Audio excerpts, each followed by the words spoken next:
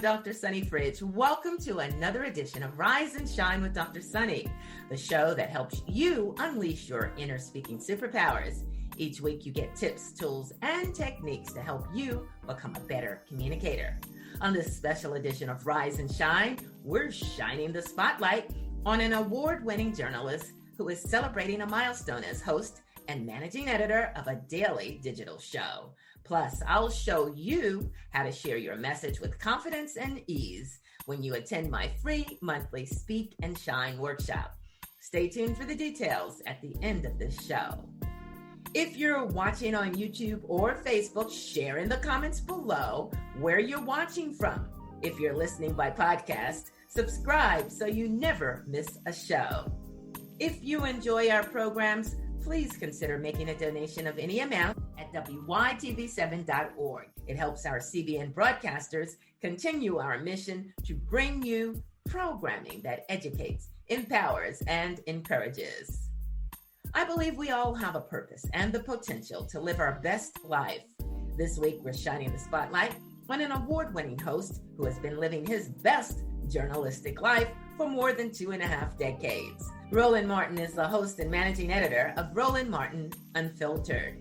He was named the Journalist of the Year in 2013 by the National Association of Black Journalists for his extensive focus on voter suppression and other issues of concern to African Americans during the 2012 election. He's a 4-time NAACP Image Award winner, including being named Best Host for 2 years in a row. 2 years ago, he launched the daily digital show, Roland Martin Unfiltered. The show is broadcast from Washington, D.C. It was the first daily online show in history focused on news and analysis of politics, entertainment, sports, and culture from an explicitly African-American perspective. While 2020 has brought unimaginable changes and unprecedented times, Roland Martin Unfiltered daily digital show has emerged as a constant and influential voice on the media landscape. You got longevity, though, brother. You Roland Martin! Roland Martin's doing this every day. So I just want to thank you, Roland Martin, for always giving voice to the issues that are front and center for Black America. You're doing your thing, baby. Appreciate it. I understand. Get it. Get down with it. I want, first of all, salute you, Roland, because you have been a soldier in this war before the fight, before the rest of these so-called woke people have wakened. Well, thank you so much, and I'm so pleased you invited me to be on today, and I appreciate you so very much. I want to thank you for, being such a conscientious witness for so much of the things that happen in our community. Deep gratitude for you having me on here and just for being a friend. I can't commend you enough about this platform that you've created for us to be able to share who we are, what we're doing in the world, and the impact that we're having. Whoa, you've grown this thing. You're going to hit 600,000 subscribers on YouTube.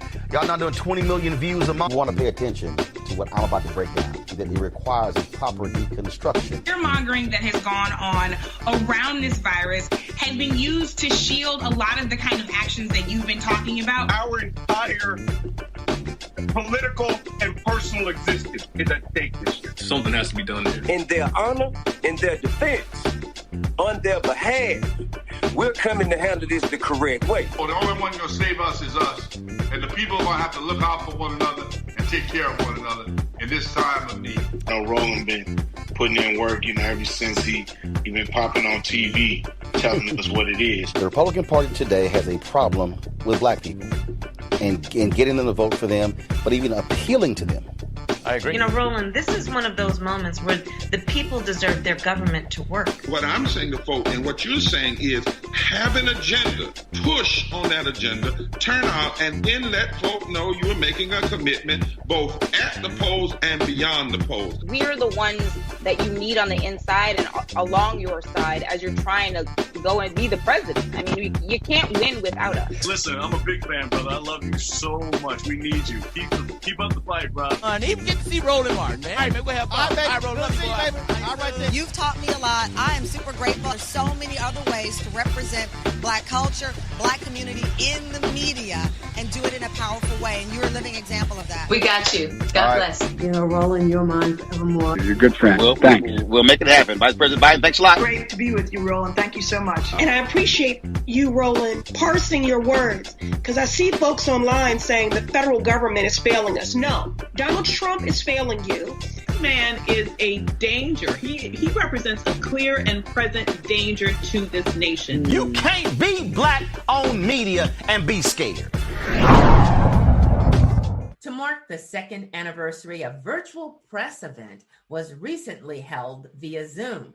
I was among the dozens of members of the press in the room as Martin discussed his mission and perspective on a variety of topics dominating the headlines.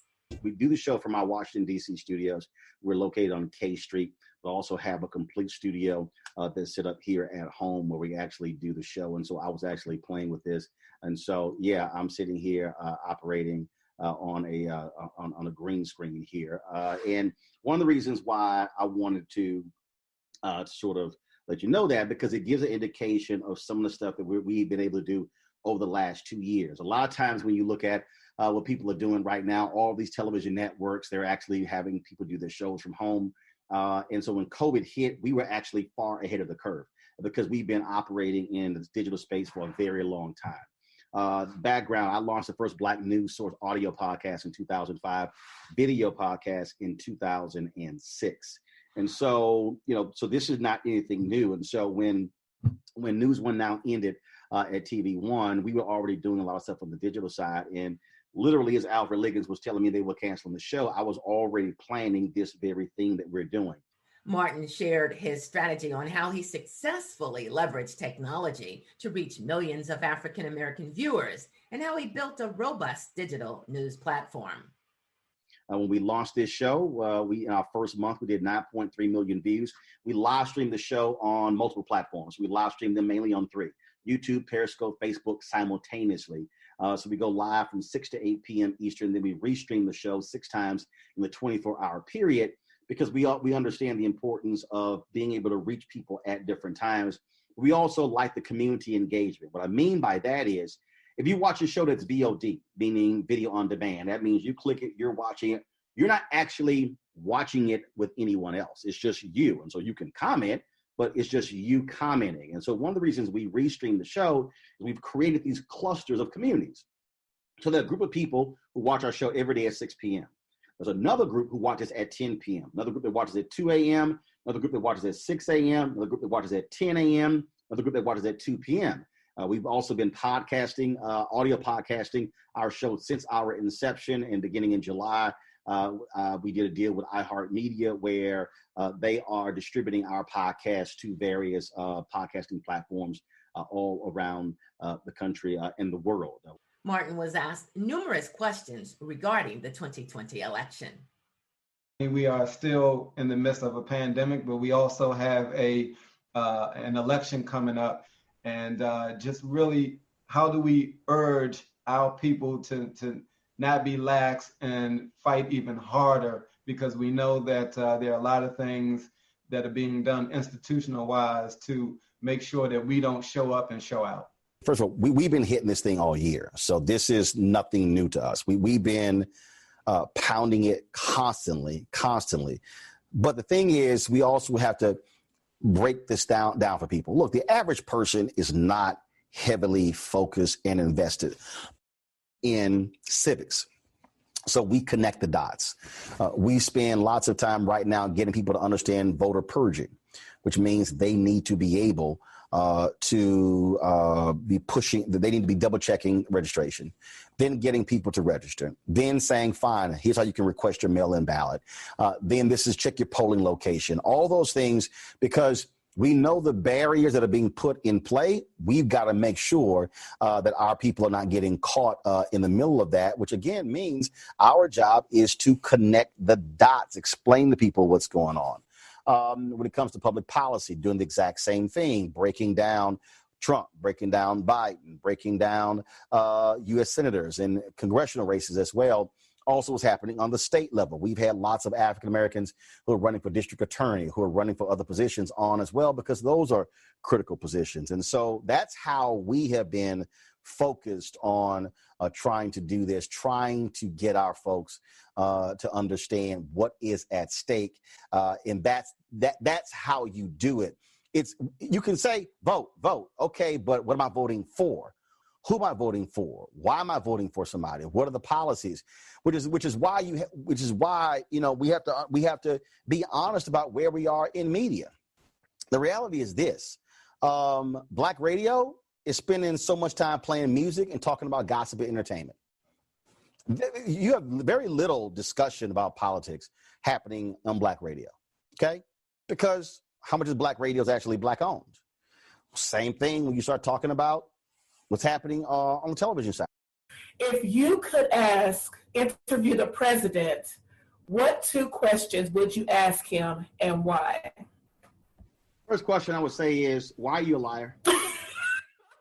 No, I would say, why do you lie about lies? And I was one of the first journalists to call him, use the word lie. They kept saying, oh, they could be using these other different phrases. I'm like, no, a lie is a lie. So that question would be, and then I would pin him down specifically on this whole notion that he thinks he's done so much for Black people, and I would go through every single point and break off and show that he's also lying about that. Can you please expound and talk to our younger audience about the importance of the Black vote, especially during this political climate? Oh yeah, it's real simple. If Black people voted our numbers, we would control the destiny in many states.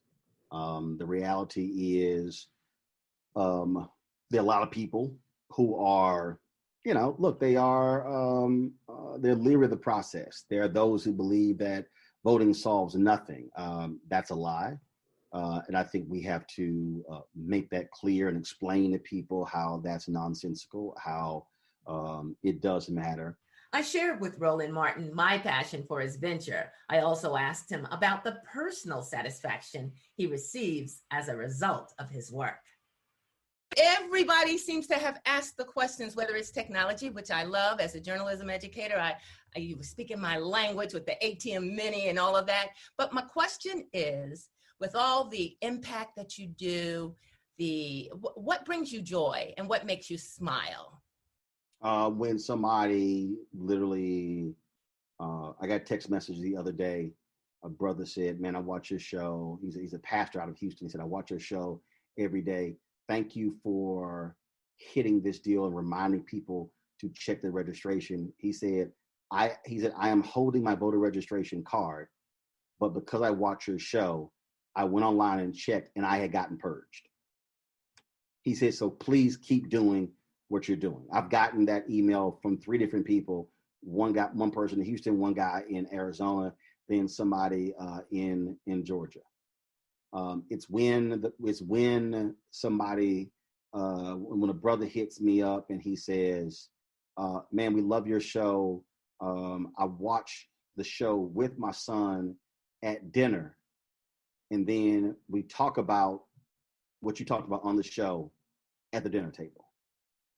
It's when I get an email from a sister who says that her 80-year-old mother loves my show, loves me, and forced her to watch my TV One show. Now she watches my digital show, and now she makes her 16-year-old daughter watch the show as well. That's really what it's about. That's generational impact. So that means that you got an 80-year-old mama, a 40-year-old, 40-plus daughter, and then you've got this teenager, and they are watching the show. And that's the whole point. It's empowering people with information.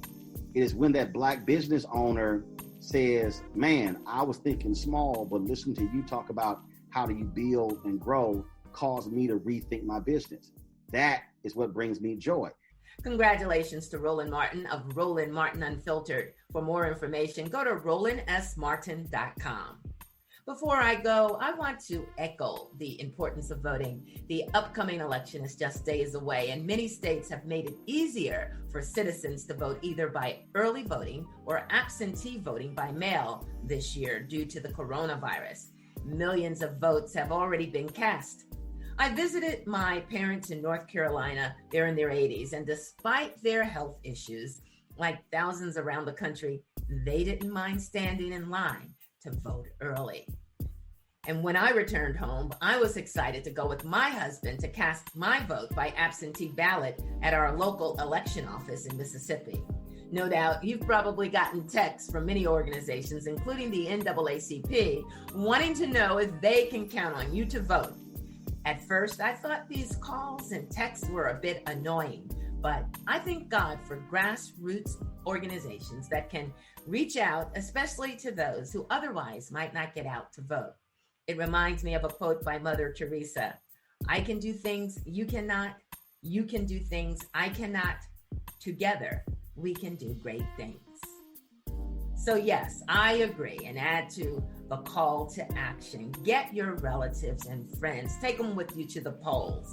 Remember, your vote will only count if you cast it. And a special shout out to my friends who are voicing opinions on social media or other public forums about voting. You never know who might be watching or listening. That's all the time we have on this special edition of Rise and Shine with Dr. Sunny. Again, congratulations to Roland Martin of Roland Martin Unfiltered on providing a digital platform for issues and concerns that impact the Black community. And speaking of impact, now you may not want to be a newsmaker or a journalist, but if you'd like to be a better communicator, if you'd like to speak with confidence and ease, I invite you to my free monthly Speak and Shine workshop. It's held the last Friday of each month, and together we'll unleash your inner speaking superpowers, some you didn't know you had. Spots are limited. To sign up, go to my Facebook page at facebook.com/I Rise and Shine. Or you can register at my website, sunnyfridge.com. That's where you can also find links to my shows and podcasts. Thanks for connecting. I'm Dr. Sunny. And remember, even if you have to wait in line, it's your time to vote, rise, and shine.